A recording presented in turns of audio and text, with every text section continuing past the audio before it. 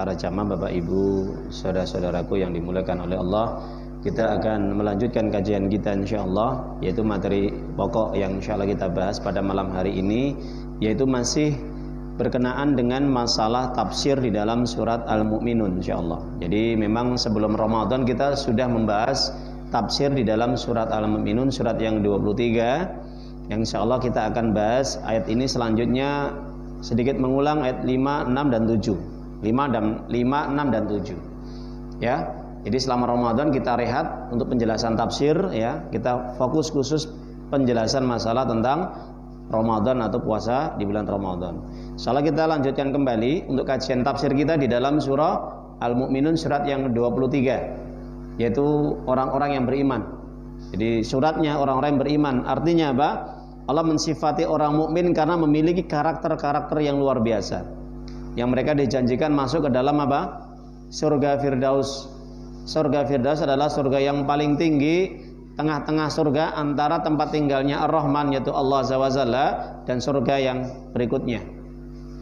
Para jamaah Bapak Ibu yang dimuliakan oleh Allah Azza wa Jalla, maka kalau kita fahami di dalam surah Al-Mu'minun ayat 5, 6, 7 Allah menyatakan walladzina hum li furujihim hafidun, ya, illa ala azwajihim aw ma malakat aymanuhum fa innahum ghairu malumin faman ibtagha wara'a dzalika faulaika humul aadun.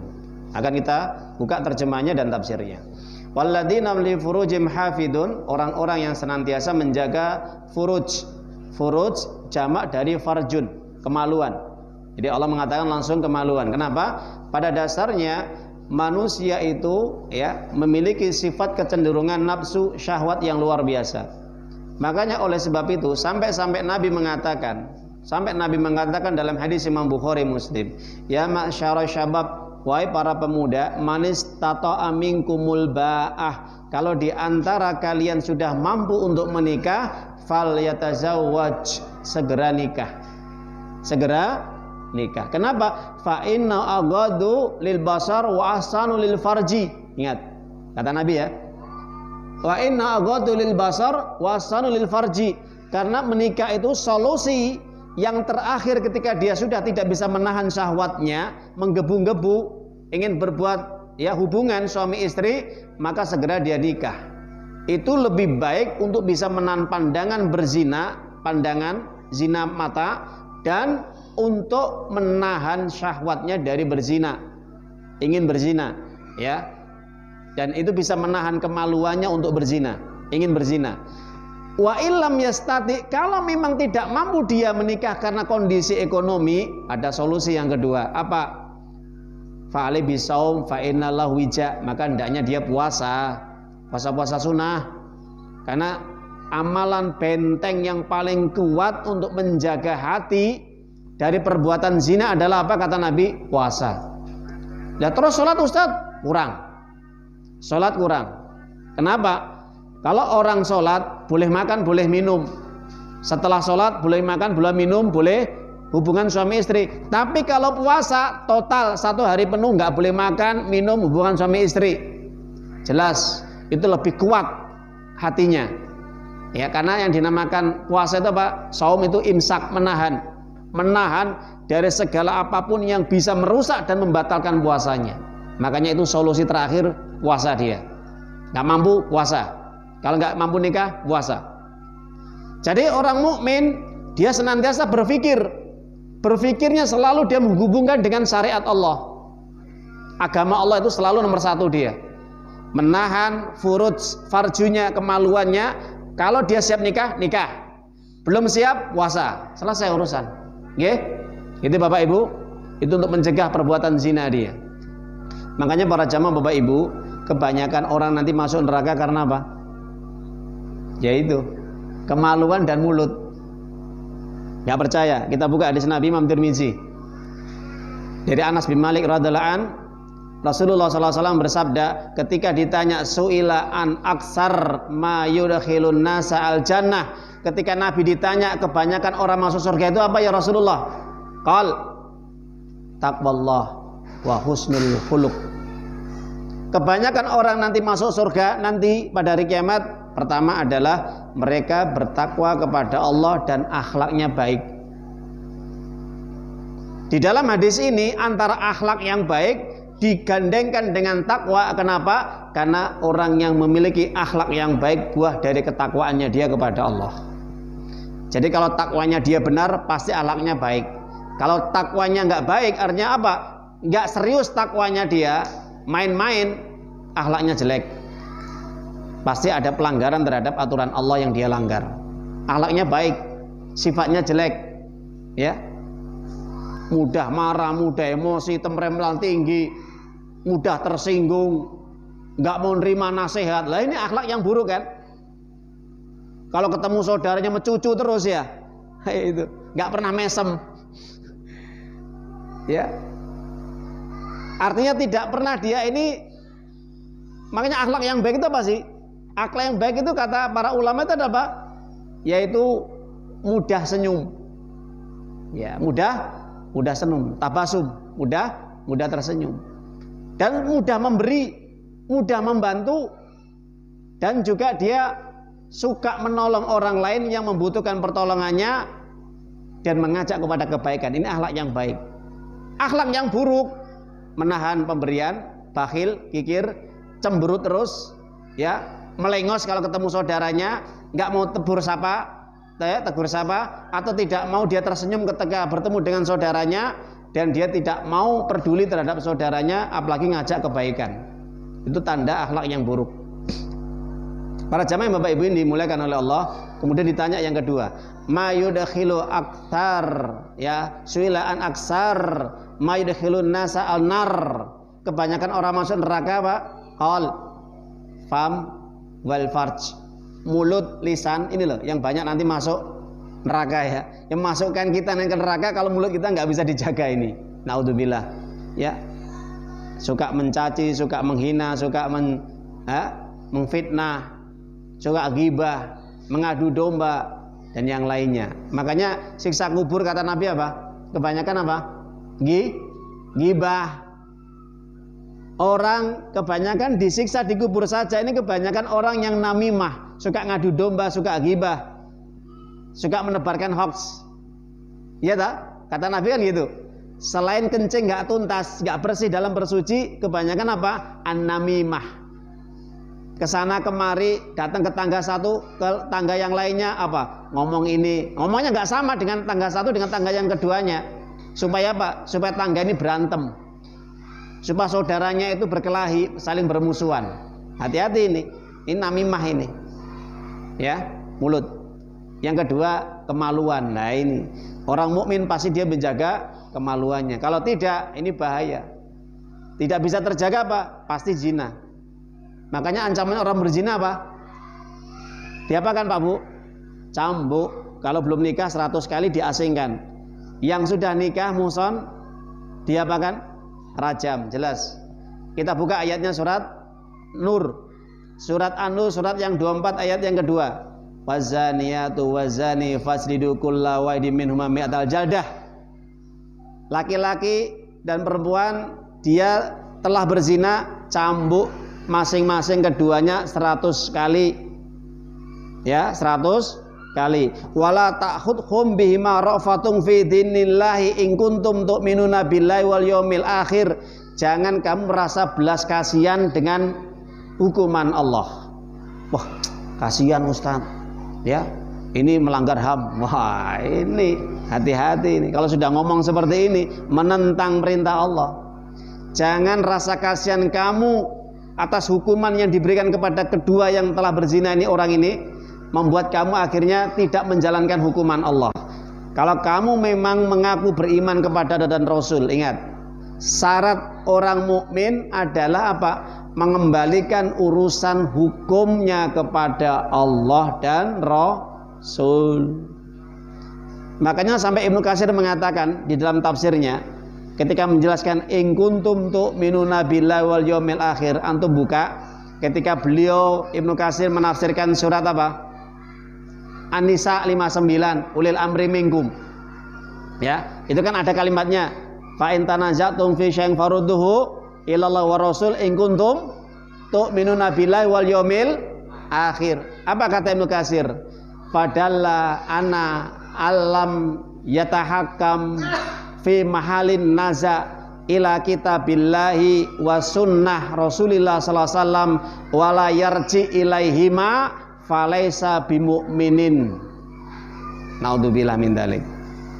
Ayat ini menunjukkan secara tegas siapapun orang yang tidak bertahakum, mengembalikan hukum kepada Al-Quran dan Sunnah ketika ada masalah perselisihan, masalah hukum yang jelas yang menyangkut urusan darah, kehormatan dan harta, tidak dikembalikan kepada Allah dan Rasulnya, dikembalikan kepada hukum selain Allah, dia bukan orang mukmin. Loh, ini Ibnu Katsir loh ya.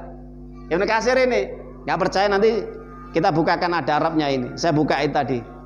Falaisa bimu'minin, bukan orang mukmin dia.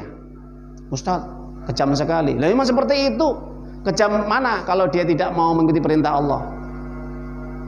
Kejam mana kalau sampai orang berzina dibiarkan, akhirnya keturunannya nggak jelas? Lah enggak, merusak keturunan loh ya, berzina ini bahaya. Rusak keturunannya. Harga dirinya rusak, kehormatannya rusak, jelek di hadapan masyarakat. Makanya tidak ada dosa yang paling berat hukumannya kecuali zina. Kalau membunuh, pancung, selesai, kisos, gitu. Tapi kalau zina, berat hukumannya. Dicambuk 100 kali yang belum menikah, dirajam kalau sudah menikah. Pernah kasus pada zaman Nabi, ada banyak sekali. Contohnya siapa?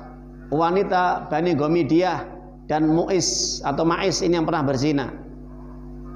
Dijelaskan ayat ini ketika Rasulullah SAW didatangi dua orang Badui, datang kepada Nabi.